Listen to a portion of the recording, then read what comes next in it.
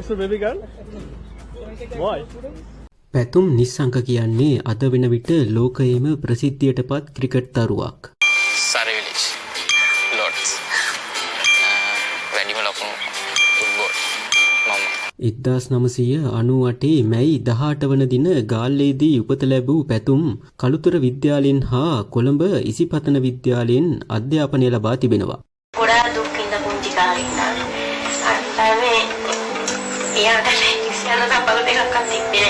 අඩු ආදායම් පවුලක උපත ලද මේ තරුණයාගේ ජීවිතයට ඔහුගේ මව කළුතර බෝධිආසල මල් විකුණමින් ඔහුගේ ගමනට ශක්තිය ලබා දී තිබෙනවා. එයාගේ අඩුපාඩු කියලා මම එයාට දකිනවා. Serious? Yes. My God. එයාගේ මම හොයන ක්‍රිකට් එක තාම මදි මට. පාසල් කාලයේදීම ක්‍රිකට් ක්‍රීඩාවෙන් දක්ෂතා දැක්වූ පැතුම් 2021 වර්ෂයේ මාර්තු 3 වන දින අන්තර්ජාතික ක්‍රිකට් වරම් දිනා ගන්නවා. ඒ ඔහු කළ කැපකිරීම වල ප්‍රතිඵලයක් ලෙසයි.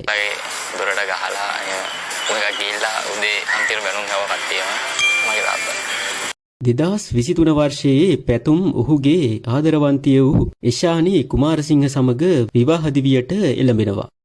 ක්‍රමයෙන් Tamanගේ දක්ෂතා පෙන්වමින් ලොව ඉහළටම යන මේ ක්‍රීඩකයා ලොව අංක 1 පිතිකරු වීමට බොහෝ සෙයින් ඉඩ ඇති බව විචාරකයින් මේ වන විට පවසනවා. Required rate is 12. He goes for it and nails it.